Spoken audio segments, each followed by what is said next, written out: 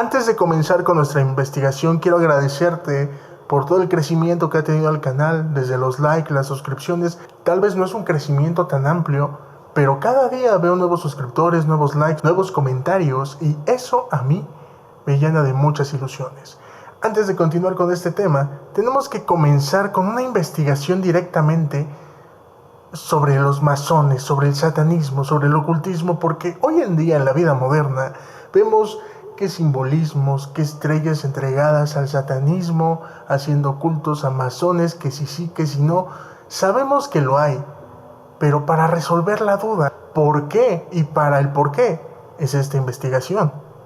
Analizar esta intersección entre la masonería, el satanismo, la brujería moderna y la élite del entretenimiento exige una base teológica firme. Hay que entender que desde esta perspectiva teológica reformada, este fenómeno no se aborda desde el sensacionalismo o la paranoia de las teorías de conspiración, sino a través de los lentes de la doctrina de la soberanía de Dios, la depravación total del ser humano y la guerra espiritual descrita en las Escrituras. Antes de evaluar cada grupo, la perspectiva reformada establece tres realidades claras: la depravación total y la idolatría. Tras la caída, el ser humano no es espiritualmente neutral. Su voluntad entendemos que está inclinada hacia el pecado.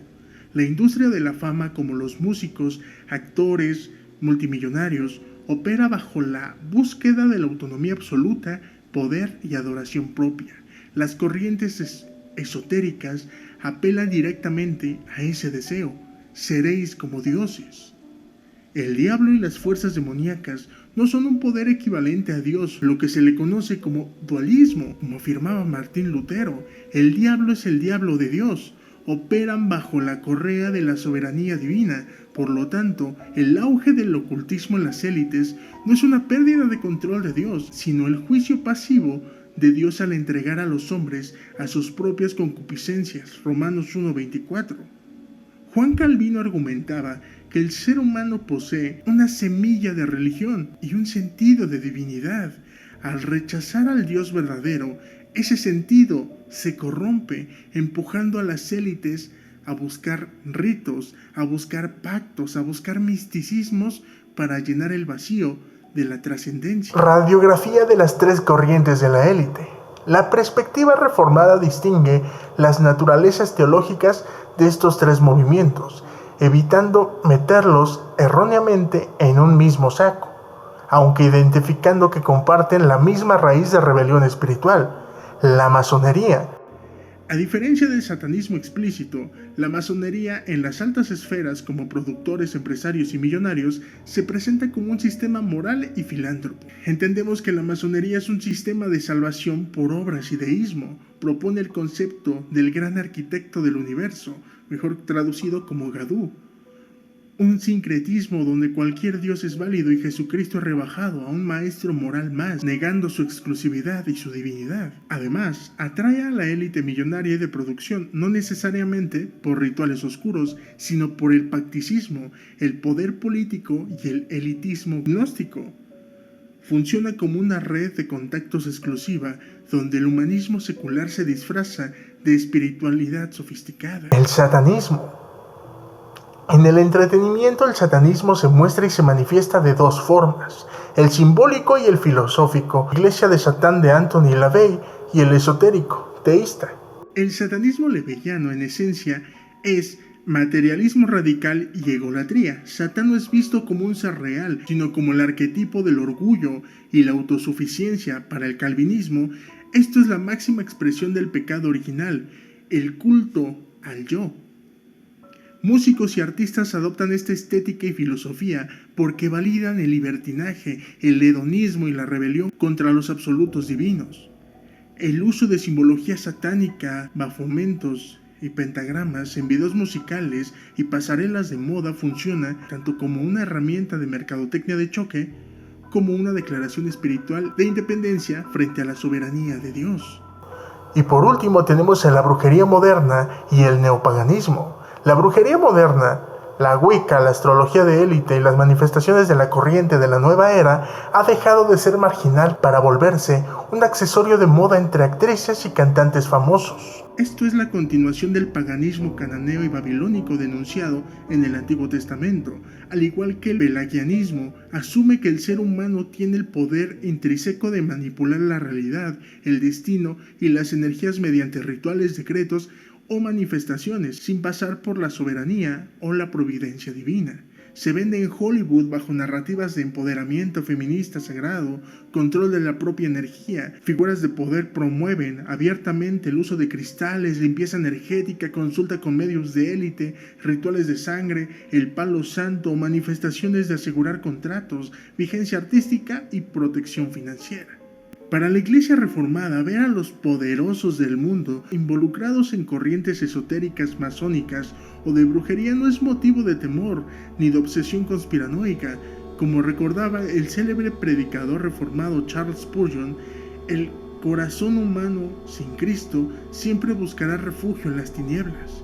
La soberanía de Dios garantiza que los reinos de este mundo y sus agendas ocultas están limitados. Ninguna lógica masónica, ritual de brujería en Hollywood o agenda esotérica de productores multimillonarios puede alterar los decretos eternos del Dios soberano. Al final, la investigación reformada concluye principalmente en que estos movimientos no demuestran a la fuerza de Satanás, sino la profunda ceguera, desesperación y esclavitud espiritual de aquellos a quienes el mundo considera exitosos. La liturgia de los cerdos, el ocultismo de la élite y la apostasía de la iglesia domada, el altar de la inmundicia secular.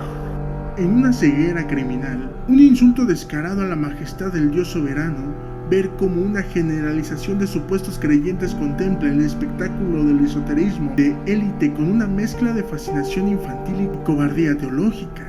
Hoy las masas adoran en los templos del entretenimiento secular, conciertos convertidos en misas negras de factos, estadios transformados en altares de idolatría humana y pantallas que bombean con pestilencia espiritual de la masonería, brujería moderna y el deísmo humanista. Ante esto, la respuesta de gran parte de la iglesia contemporánea es un silencio cómplice, un encogimiento de hombros que apesta a tibieza de la Odisea.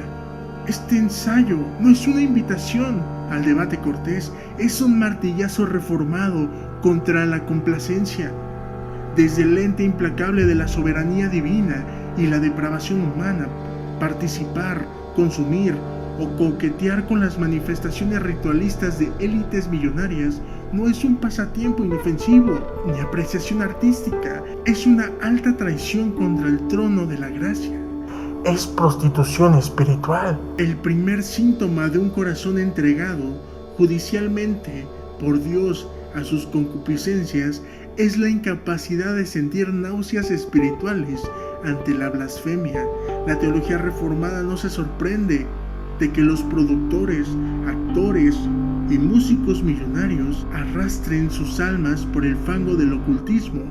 La depravación total dicta que el hombre sin Cristo, por más dinero que acumule, es un esclavo de sus pasiones, un lacayo del enemigo. Lo verdaderamente aborrecible es el cristiano que normaliza esta basura. Profesando ser sabios se hicieron necios. Romanos 1:22. Cuando sintonizas un espectáculo que utiliza deliberadamente la geometría masónica para enlazar la autonomía del hombre, o cuando aplaudes a un cantante que invoca abiertamente el empoderamiento de la brujería bajo el disfraz de la vanguardia pop, no estás siendo tolerante ni culturalmente relevante, estás validando el juicio pasivo de Dios sobre una sociedad ciega, estás consumiendo el vómito de una cultura muerta en delitos y pecados. La normalización de estos ritos en la pantalla ha cauterizado la conciencia de la iglesia, transformando el discernimiento espiritual en un desecho inútil. El peligro del sincretismo: no podéis beber de la copa del Señor y de la copa de los demonios. El error de la iglesia moderna es creer que puede caminar, escucha bien, es creer que pueden caminar por el borde del precipicio sin caer. Se consuelan diciendo: Solo escucho la música, ignoro los símbolos, es solo fútbol. La narrativa de los medios no me afecta. ¡Necios! Juan Calvino fue tajante al denunciar al corazón humano, ya que es una fábrica insaciable de ídolos. La idolatría no requiere que te arrodilles físicamente ante un bafomento de bronce. Basta con que le entregues tu atención, tu dinero y el afecto de tu mente a un sistema diseñado especialmente para desplazar la gloria de Jesucristo. El apóstol Pablo lo dejó escrito con una violencia teológica implacable en su primera carta a los Corintios. No podéis beber de la copa del Señor y de la copa de los demonios. Primera de Corintios 10:21. Participar del consumo pasivo de estos ritos es una forma de comunión espiritual con las tinieblas. La masonería mutila el evangelio al diluir a Cristo en un deísmo barato. La brujería exalta el poder de la criatura sobre el creador. El satanismo comercial rinde culto al egoísmo radical. Quien se alimenta de la mesa de estas producciones multimillonarias está deshonrando el pacto de sangre con el cual fue comprado. Es un acto de rebeldía implícita pretender disfrutar de los beneficios de la cruz mientras se encuentra deleite en el entretenimiento que crucifica espiritualmente al Salvador una y otra vez en las plazas públicas del siglo XXI. Salid de ella, pueblo mío. La teología reformada jamás fue un llamado a la retirada cobarde en monasterios, pero mucho menos fue una licencia para mezclarse con la inmundicia del mundo bajo la excusa de la gracia común. La gracia común de Dios preserva a la sociedad. El esoterismo de élite busca corromperla, por lo tanto, el cuidado que debe tener el creyente no es una precaución miedosa, sino una separación militante e intransigente. El antídoto contra la seducción estética del ocultismo de Hollywood no es el legalismo vacío, sino una mente saturada de la majestad de las Escrituras. El error de los que caen es que en sus ojos están tan fijos en las luces del escenario secular que han olvidado el resplandor de la santidad de Dios. El trono sigue ocupado. Que los millonarios jueguen a ser dioses en sus logias. Que las estrellas de la música dancen, imitando rituales antiguos entre las masas. Que los mercaderes del deporte construyan falsos mesías para llenar sus arcas.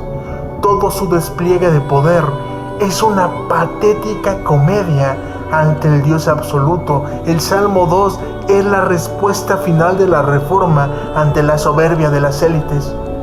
El que mora en los cielos se reirá y el Señor se burlará de ellos. Pero cuidado, iglesia, si te sientas en la silla de los escarnecedores, si entregas tu entretenimiento en la liturgia de los reprobos, la burla de Dios también caerá sobre ti. Sal de esa complacencia maldita. El tiempo del coqueteo con el esoterismo pop se ha terminado. Y servimos al Cristo soberano que gobierna la historia con vara de hierro, y nos hundimos con el sistema corrupto que hoy adora a sus propios demonios en las pasarelas del mundo. No hay término medio, hermano. No hay tregua. No hay neutralidad. Dios no será burlado. Estás en Corazón Reformado. En los últimos días he escuchado comentarios como que es que tú solamente insultas. Pero a ver cuándo te juzgas, hermano. Al principal que juzgan estos temas es a mí. Al principal que confrontan estos temas es a mí. Porque yo los escribo, yo los redacto. Y llega un punto donde a mí también me afecta. Entonces nadie se salva de la palabra de Dios. No es que ataque, es que hablo de cosas que nadie habla. Es que menciono cosas que todo mundo sabe pero nadie cuestiona. No es que sea juez, pero quiero que sepas que al principal que afectan estos temas y al principal que enjuician estos temas es a mí. Sin más por el momento me despido. Que tengas linda tarde. Hasta luego.